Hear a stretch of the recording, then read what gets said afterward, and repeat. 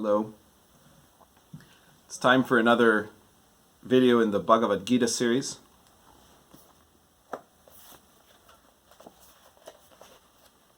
Last time we had finished off chapter 5. Now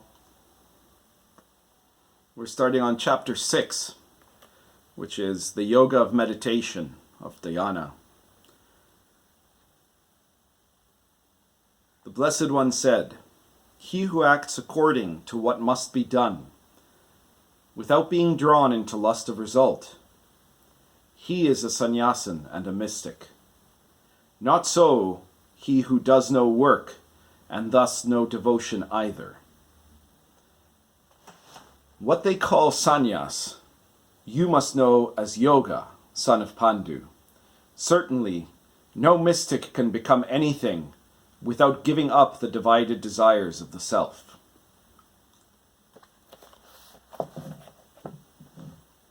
So those are the two opening verses of chapter 6. Chapter 6 deals with the practice of meditation and of meditative discipline. And in the opening, the Blessed One, that is Krishna, says, "He who acts according to what must be done, without being drawn into lust of result, he is a sannyasin and a mystic." So a sannyasin is a renunciate, right? That is to say, an initiate. In the modern term, the concept of sannyasin is meant to be, a member of an order of a Hindu or a Buddhist order, like a monk, and the word suggests renouncing, like the giving up of things, but it's really about being an initiate, about entering into that path. So what you're doing is you're giving up the ordinary life in exchange for the life in pursuit of wisdom. So a person who's doing what must be done, who is acting according to what must be done, they're a sannyasin, they're an initiate. Not so he who does no work, and thus no devotion either. So there are a lot of people who have this interpretation of that idea of sannyas as just giving, as the giving up of things, right? That as long as you're following all the rules of not doing this or not doing that, and as long as you're calling yourself a spiritual person, then that means that you must be one. And here Krishna is directly striking at that notion, which must have been a notion that was going on in his own time, because this is why he chooses to state on it, right? That it is not enough to just be initiated, to put on some robes or get a new name or change your hair or something like that, shave your head or whatever.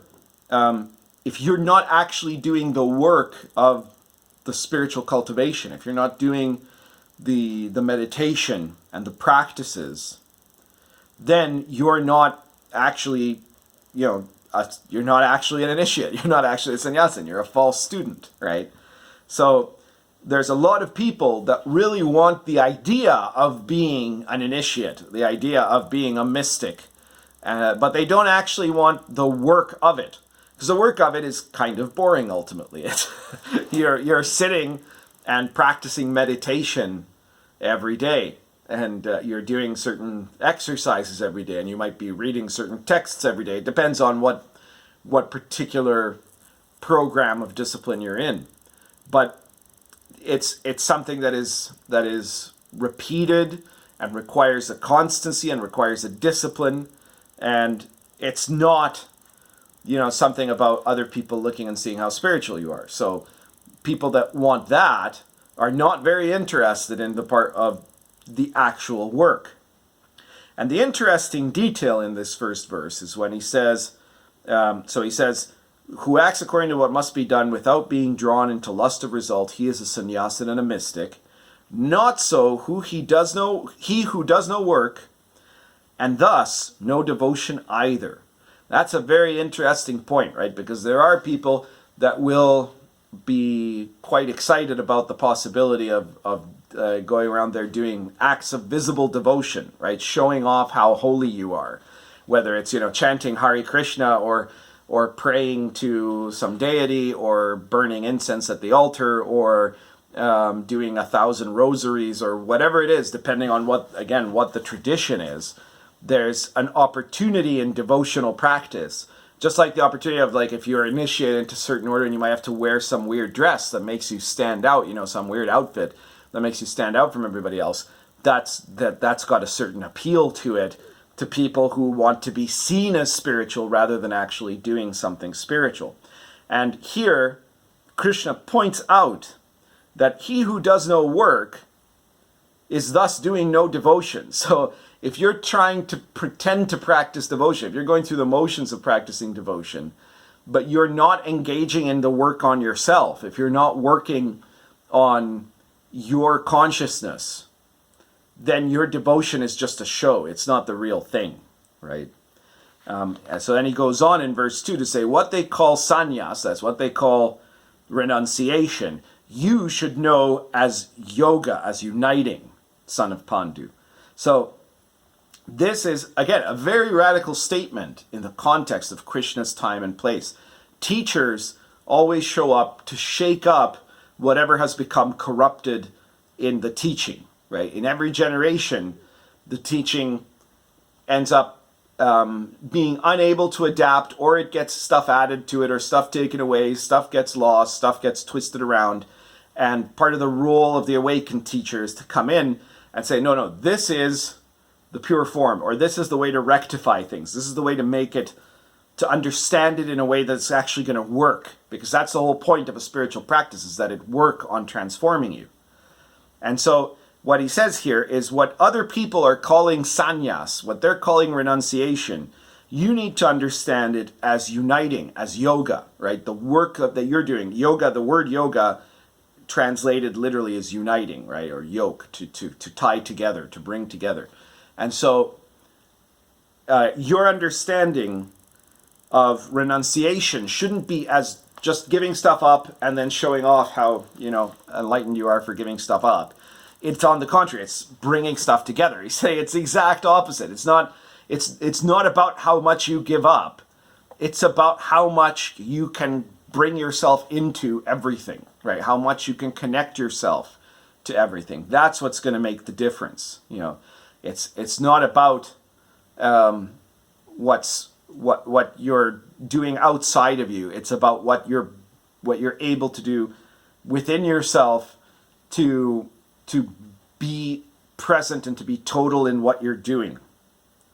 So he says, certainly no mystic can become anything without giving up the divided desires of the self. That means that there's no way for you to actually achieve consciousness if you're not trying to bring things together. If you're separating and putting things apart. If you're saying, this is bad, I'm not going to have any of this, and this is good, so I'm going to show it off, right? But I'm not really going to be connected to it. I'm still going to think I'm the center of the universe, and I'm still going to see everything in reference to myself. How do you become anything then? How do you become anything other than what you already are? Or maybe a slightly lesser version of what you already are. Some people might feel like, well, if I'm, a mystic is supposed to never feel sad, so I'm going to try to cover up and pretend that I'm never sad, even if you are, right? And doing that doesn't make you anything, right? You don't become anything by doing that. You become less than what you already were. You become one less thing. There's one less thing you can do, right? So don't think of renunciation as being to renounce what you have around you. It's about renouncing the ordinariness of the world that you existed in until now, and instead dedicating yourself to a world where you are connecting to everything around you, where you're engaging in, and to do that, it's going to take work. You can't just say, oh, well, I'm one with everything, right? It's going to require a discipline of meditation.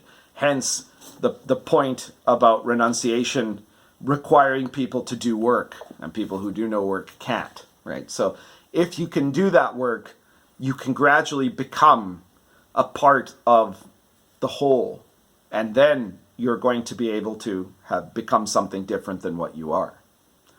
That's everything for today. Thank you very much.